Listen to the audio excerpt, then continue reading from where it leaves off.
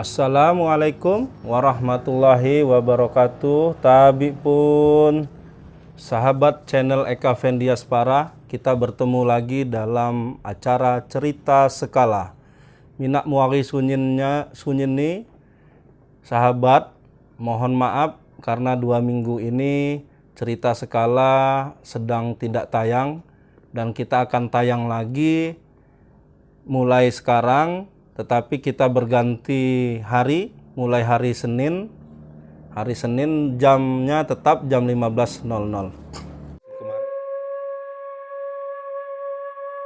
M. Harya Ramdhani, Perempuan Penunggang Harimau. Terbit di tahun 2011. Novel ini harganya Rp80.000. Ini belum ongkos kirim. Merah delima Bang Ahmad 60.000. Ini karya pun M. Harya Ramdhani juga. Kemudian ada Sihir Lelaki Gunung. Ini harganya 70.000. Kemudian yang baru-baru ini adalah Kitab Pernong 75.000. Semua buku-buku ini adalah karya dari pun M. Harya Ramdhani, dan bisa kalian pesan semua atau kalian beli di Homestay Piknik Liwa atau di Cikwo Cafe Liwa. Kemarin kita sudah sampai di bab 2, sudah selesai bab 2 tentang kekuk suwi. Kita akan melanjutkan ke bab ketiga. Oke, untuk tidak berlama-lama kita lanjut ke bab 3 ya.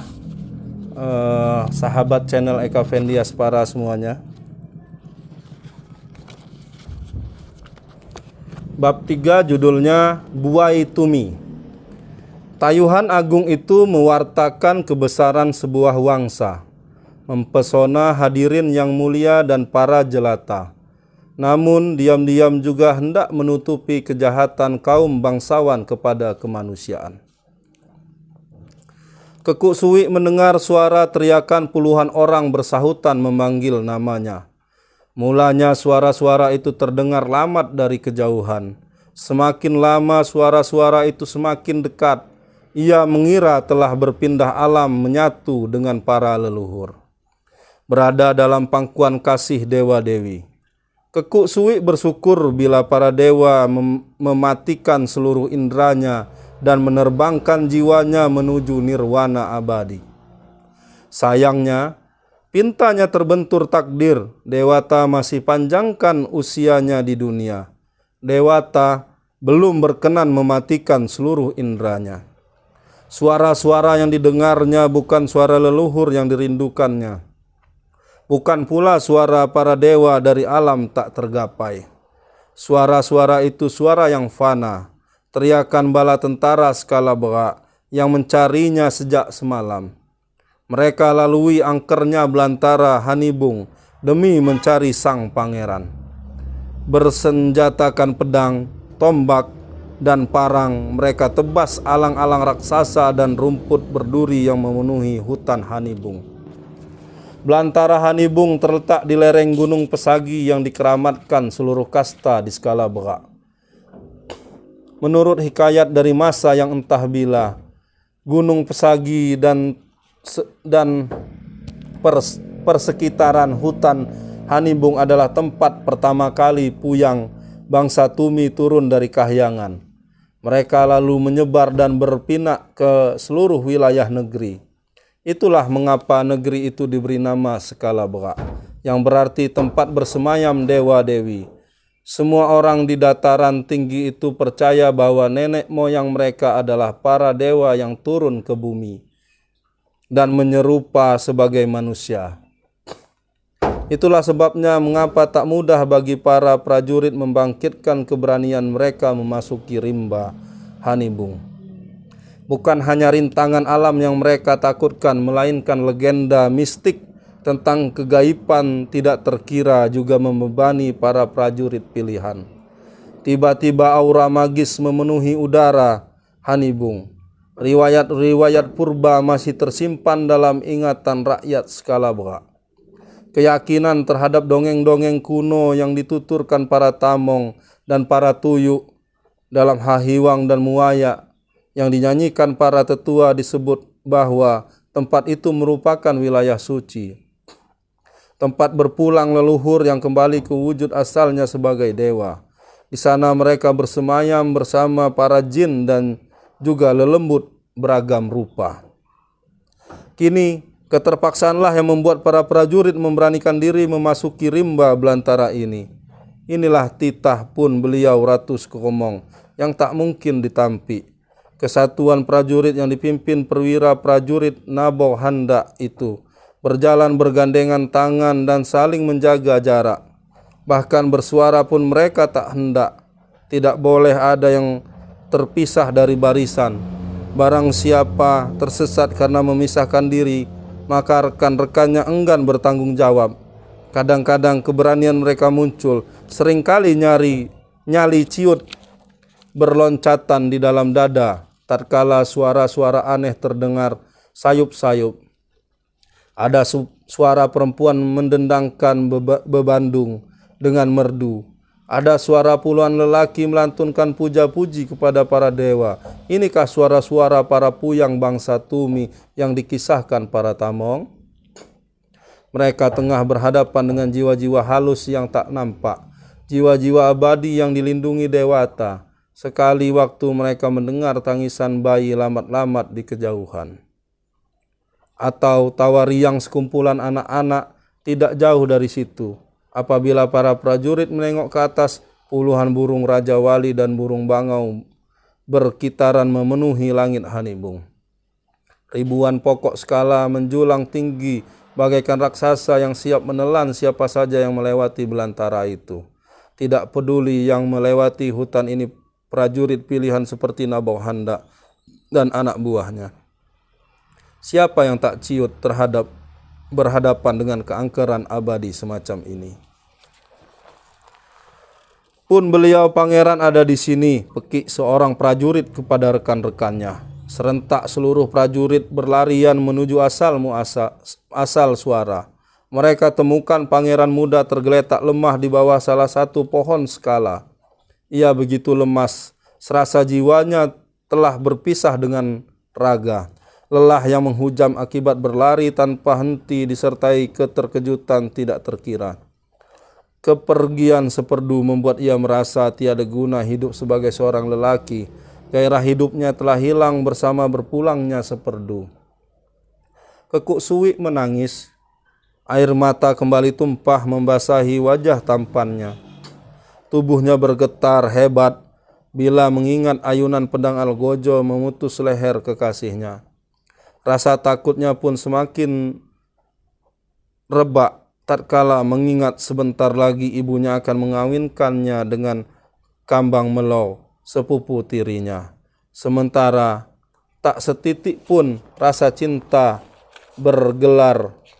tergelar bagi sepupunya itu. Seluruh cinta hidupnya hanya untuk Seperdu seorang, perawan terindah titisan bidadari. Tetapi semua itu kini hanya pelipur lara, lelaki pecundang. Percintaannya dengan Seperdu tak pernah berakhir di depan pembakaran dupa dan setanggi. Sebaliknya sang kekasih dibinasa di atas batu purba. Ia dimatikan demi ambisi tolol pemurnian darah. Kami mencari pun beliau ke seluruh bagian hutan hingga fajar. Kami sempat berputus asa karena pencarian ini tak menemukan satupun jejak pun beliau. Si Kindua sempat berpikir untuk kembali menghadap pun beliau ratu. Tapi syukurlah, salah seorang prajurit berhasil menemukan pun beliau dalam keadaan sehat. Perwira prajurit berhendak berbasa-basi. Kami diperintah pun beliau Ratu Sukomong membawa pulang pun beliau pangeran ke ibu negeri Bunuk Tenuar. Lanjut sang perwira. Kekuk Suwik bisu menggeleng lemah. Ia tak mau dan memang tak mampu. Tenaga dan pikirannya telah terkuras habis sejak semalam. Ia tak tahu sudah berapa ratus batu berlari. Mungkin separuh dari rimba raya Hanibung ini telah ia jelajahi. Kesedihan, kekalutan dan keputusannya berbaur menjadi satu, mengoyak jantung dan ulu hatinya. Pedih dan perih mengingat kekuasaan yang sombong telah memporak-porandakan seluruh mimpinya bersama Seperdu. Cintanya telah dikalahkan dengan telak di hadapannya, dan ia tak pernah rela semua ini terjadi. Kalian berdua menggotong pun beliau pangeran hingga ke pinggir hutan. Nabau hendak memerintahkan 2 prajurit bertubuh besar mengangkat Kekuk Sui. Tandu yang terbuat dari batang manau pun telah disiapkan. Perlahan-lahan rombongan itu meninggalkan hutan Hanibung. Tidak terasa matahari telah naik tepat di atas kepala. Kabut tebal berubah menjadi tipis mengantar sang pangeran meninggalkan belantara itu.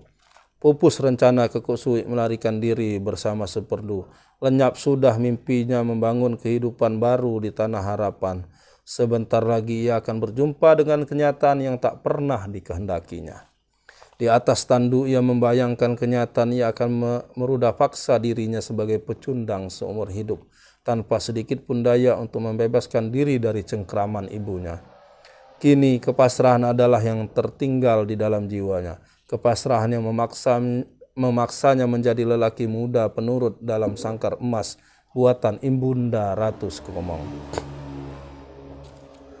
Rombongan tentara berkuda berderap memasuki ibu negeri Bunuk Tenuar, menyisakan kepulan debu yang kotori jalan menuju Lamban Dalom Skala-Beka.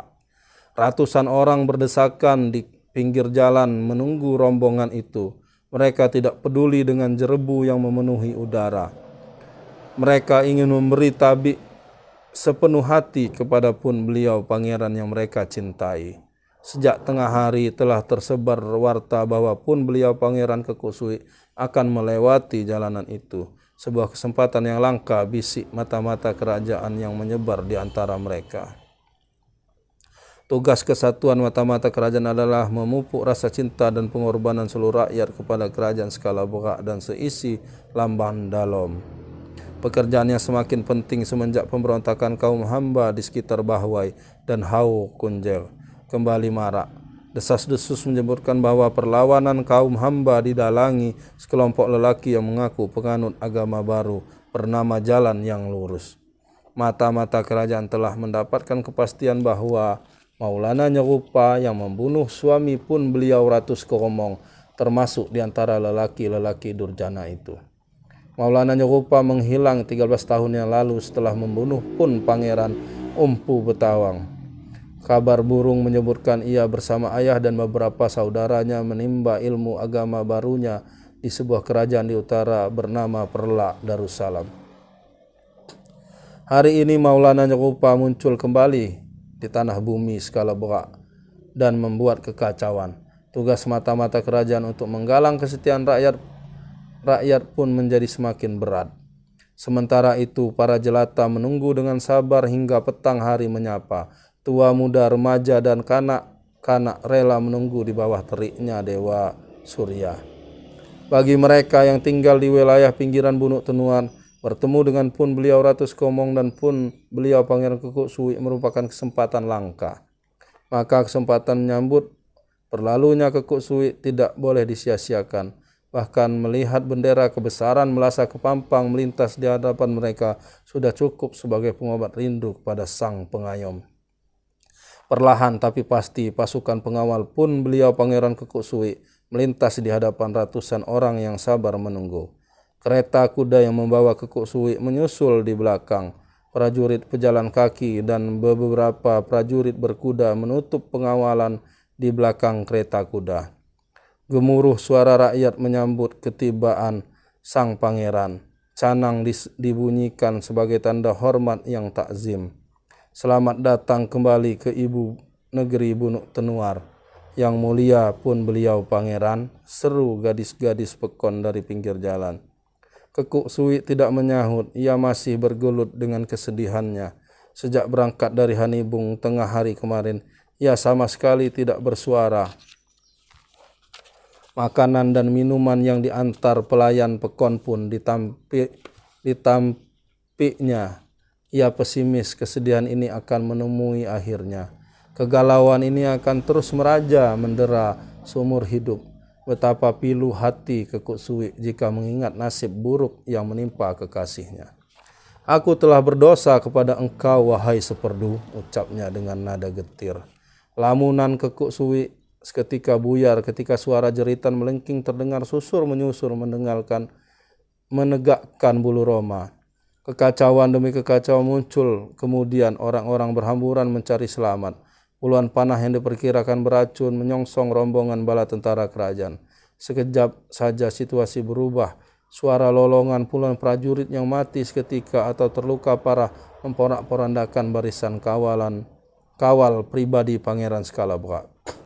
Tubuh-tubuh muda bergelimpangan di sepanjang jalan berdebu. Jerbu kering seketika dibasahi darah para prajurit pengawal Kekuk Suwi. Prajurit yang tersisa mengambil posisi siaga melindungi kereta kuda yang membawa sang pangeran. Dalam kepanikan, perwira prajurit Nabohanda memerintahkan mencari asal anak panah beracun itu. Puluhan prajurit pun segera menyebar memburu para pembokong. Pecundang-pecundang itu belum jauh, mereka masih ada di sekitar sini, bersembunyi di antara penduduk yang berbondong-bondong menyambut pun beliau. Tangkap siapapun yang mencurigakan, perintah Nabohanda. Menjelang senja, pengejaran baru berakhir dan tidak membuahkan hasil. Wajah-wajah lelah tergambar pada wajah para prajurit. Mereka mengejar para pemanah misterius itu hingga pekon kaum hamba di Bahwai, tetapi tidak menghasilkan apa-apa. Beberapa hamba saya yang dicurigai terlibat dengan gerakan jalan yang lurus telah disiksa untuk mengorek sejumlah tanya, namun tiada satupun keterangan berarti yang mereka dapatkan. Kemana larinya para pemanah itu? Nabohanda berpikir keras, entah bagaimana caranya ia melaporkan kejadian ini kepada pun beliau Ratu Sekomong. Terima kasih. Sampai sini dulu cerita bab ketiga tentang suku Tumi. Kita lanjut di part kedua bab ketiga Senin depan. Mudah-mudahan kita selalu diberi kesehatan dan keberkahan selalu. Assalamualaikum warahmatullahi wabarakatuh. Tabi pun. Jangan lupa subscribe YouTube Eka Pendi Aspara ya guys.